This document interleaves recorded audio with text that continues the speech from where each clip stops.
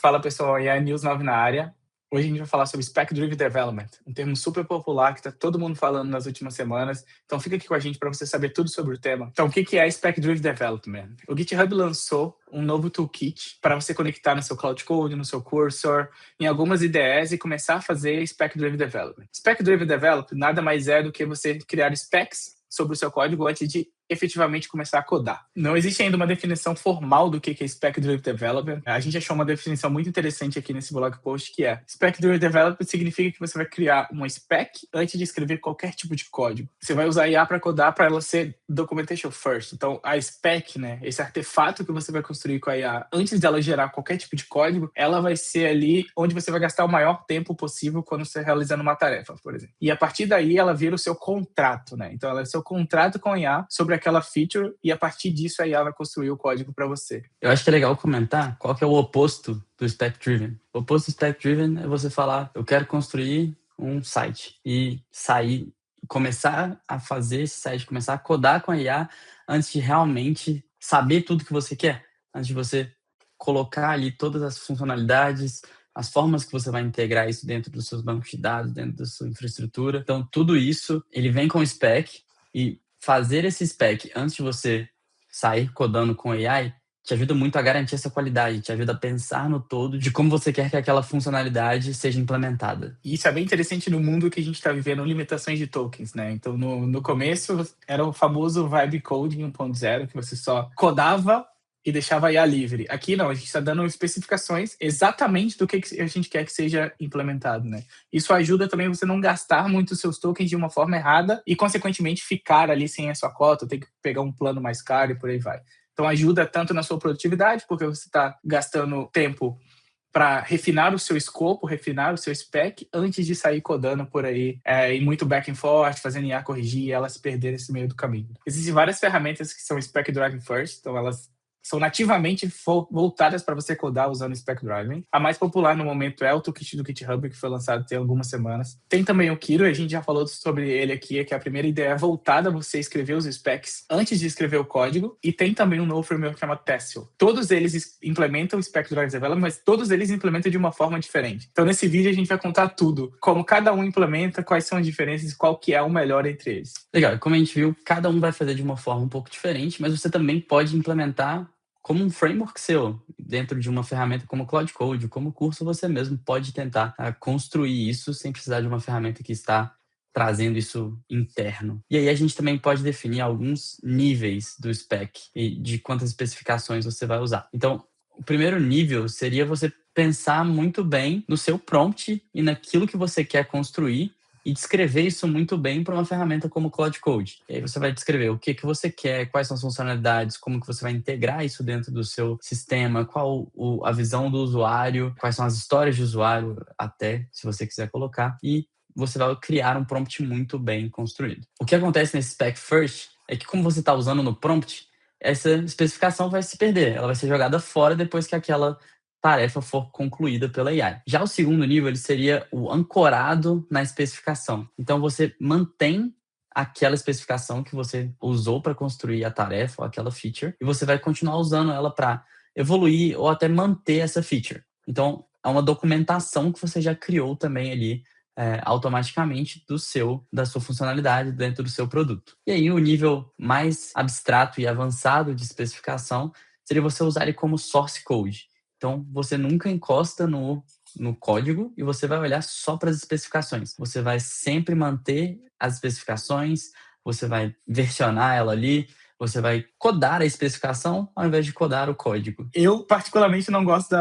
do Level 3. Eu acho que eu nem consideraria para o meu dia a dia. Sendo desenvolvedor, eu gosto de ler o código, eu gosto de estar em contato, eu gosto de entender o que a IA está codando por baixo dos panos. Por mais que a minha especificação ela seja toda seguida pela IA, não necessariamente ela vai usar as boas práticas que eu acredito de programação. Por exemplo, eu estou construindo um front-end em React. Cara, não necessariamente a IA vai fazer as features do jeito que eu acredito. Por exemplo, vai colocar user effect em tudo. Cara, eu sou extremamente contra colocar user effect sem ser extremamente necessário. Então, eu acho que é muito importante, como desenvolvedor, como pessoa técnica que entende o código, a gente revisar o código também. Então, o terceiro nível, para mim, não é algo que eu acredito tanto. O primeiro nível, eu faço no meu dia a dia, eu uso, por exemplo, o Play Mode do Cloud Code, o Play Mode do Cursor para escrever o spec da minha feature, mas no momento eu ainda não estou no segundo molde, eu ainda não mantenho elas versionadas no meu repositório, por exemplo. Mas o Spec Anchored, ele é até muito útil para empresas que já trabalham com documentações pesadas. Então, você pode trabalhar com ADRs, que são Architectural Decision Reviews, que você vai documentar ali os contratos, as funcionalidades, as telas que vão ter dentro de um aplicativo, por exemplo, e usar isso como documentação e especificação para AI. Talvez você precise de colocar um pouco mais de informações, mas você já pode usar algumas coisas dessas que já são práticas comuns de mercado, como o seu spec, e usar isso e versionar também dentro do seu code base. Esse é um muito comum que eu gosto muito de usar no dia a dia, porque você consegue manter essas specs ali, você já faz uma documentação que é interessante, mas é bem importante você ter o contato com o código, você entender o que está acontecendo, principalmente nas integrações, nos modelos de bancos de dados, nos contratos de API, tudo isso é muito importante você trazer para o spec.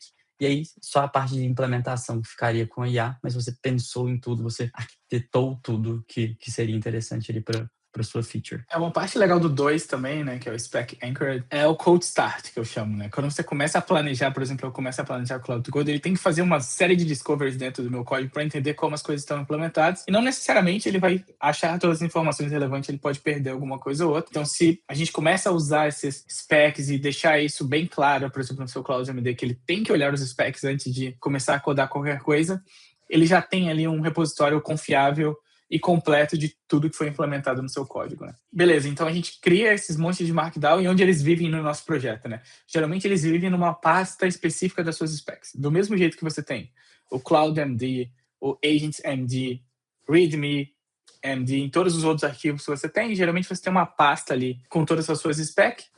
Elas podem ter, dentro de cada época, uma subpasta com todas as specs daquele época. Não importa muito bem como você estrutura isso, importa que você ensine, entre muitas aspas aqui, a sua ferramenta a carregar aquelas specs e olhar para aquelas specs. Então, você tem que ter isso bem claro no seu workflow de desenvolvimento, né? Então, isso é tão simples quanto você ter uma pasta, que é um repositório com todas as suas specs dentro dela do seu projeto. Você versiona ela no GitHub, a sua IA ela vai atualizando, ela vai criando, ela pode editar as specs existentes e você vai introduzindo isso no seu workflow, né? Legal, então bora para as ferramentas.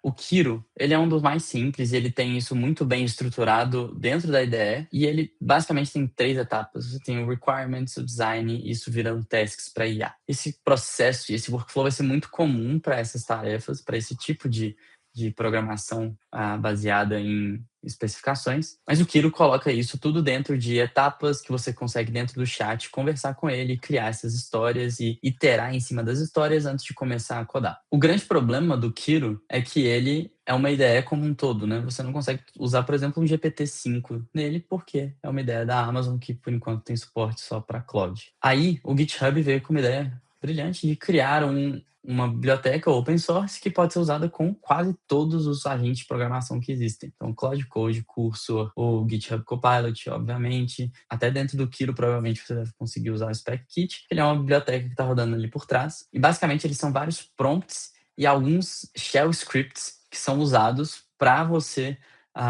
automatizar e padronizar a forma que você está criando seus specs. E, basicamente, ele vai rodar ali integrado junto com algum desses agentes de código e criando e versionando essas specs ali dentro da sua estrutura de folders na esquerda. Eu testei os dois e, pessoalmente, eu uso Cloud Code. Eu estava usando o Spec Kit junto, mas eu achei o Spec Kit muito verboso. Ele acaba fazendo muito mais do que seria o ideal para mim, em termos de especificação. Então, ele é extremamente verboso, as especificações são extremamente detalhadas, sendo que muitas das decisões, dependendo do tamanho do seu projeto, dependendo do tamanho do seu produto, você não precisa de entrar tão profundamente. São coisas que, eventualmente, você vai no futuro revisar quando você for para uma escala maior ou nem vai chegar numa escala maior. Ele é muito focado em fazer o ideal, o estado da arte para uma aplicação segura, escalável e eficiente. Então, pessoalmente, eu gosto muito de ter o meu próprio framework. Eu vou construir as minhas specs dentro de um padrão que eu tenho e eu vou usar isso dentro do meu dia a dia, pedindo sempre para o Cloud Code primeiro pesquisar quais arquivos fazem sentido, entender quais são as funcionalidades atuais, entender as specs que eu já tenho ali dentro, e aí eu vou iterar com ele pensando na estrutura, em como eu quero criar aquela feature. Eu vou provavelmente colocar ali dentro os contratos já e os modelos também de banco de dados, onde eu quero que cada coisa entre. E aí sim a gente fecha dentro de um plano que ele vai implementar. E mesmo assim eu reviso parte do código, parte da estrutura, se ele conseguiu realmente implementar aquilo que a gente colocou, para que realmente a gente tenha uma qualidade muito boa no código que está sendo entregue. E a gente tem um novo concorrente agora dessas duas ferramentas que elas estão mais consolidadas, né? Que é o Tessel, e ainda está em beta, acabou de sair do alpha, que é basicamente uma CLI parecida com o GitHub Spec Kit, mas também atua como um MCP, então é legal que você pode conectar ela no seu cloud como um MCP para manipular ali as suas specs. No momento, ela está sendo 1 para 1, né? Cada arquivo do seu código ela tem um spec, mas ele acaba sendo muito verboso, assim, ele é muito detalhista nas specs. Então cada arquivo do meu código ela tem um spec. Então para projetos maiores você acaba tendo várias specs e muito provavelmente a sua IA nem sabe como usá-las. Eu acredito que é algo que no futuro também eles vão mudar. A gente tenha uma spec por componente ou uma spec por feature e não só uma spec por file. Ele é interessante também que você consegue, a partir de um source code, criar uma spec. Então você tem um modo de decompilar ali aquele source code e criar uma spec a partir dele. Mas ainda tem beta, tem muita coisa a ser feita dentro do Tessel, mas também é uma opção aqui de toolkit que está surgindo para ajudar com spec driven. Então qual é a nossa opinião sobre spec driven, né? Primeiro, é um conceito super relevante. Então, não é à toa que está muito popular nos últimos dias. Segundo, ajuda bastante a gente a entender a implementação de uma feature antes de começar a implementar. Por muitas vezes a gente começa a implementar sem entender todos os requisitos que a gente quer. Então, às vezes nem a IA que está fazendo errado, ela só não leu o nosso pensamento porque a gente tem um contexto muito vago para ela. Então, o Spec Driven força a gente a discutir, a entender, a relacionar o que é importante antes de implementação daquela feature, mas ainda é muito aberto, ainda não tem muito claro como que funciona da melhor prática. E eu acho que não necessariamente vai ter no futuro. Eu acho que cada desenvolvedor ele vai ter ali a sua metodologia preferida, o jeito preferido que você constrói o seu software, mas é importante entender os princípios e por que a gente está fazendo isso quando a gente está codando com IA, né? E um outro bônus que a gente tem também em usar Spec Driven é que você está documentando muito a sua ferramenta. Isso tanto para ferramentas de IA entenderem depois e conseguirem trabalhar no seu codebase é muito bom, quanto para desenvolvedores que, na maioria dos casos, não gostam de criar documentações, já acaba sendo bem interessante. Você vai ter muito mais contexto da sua base de código e, no fim das contas, vai conseguir gerar melhores features com IA ou você mesmo programando. Então, o Spec Driven ele funciona nos dois casos, mas para IA ele potencializa muito essa qualidade e esse tempo de implementação também, porque você vai precisar ficar menos nesse ida e volta e nessas iterações que você tem com ferramentas de IA. E a nossa dica aqui é para quem quer começar, que comece.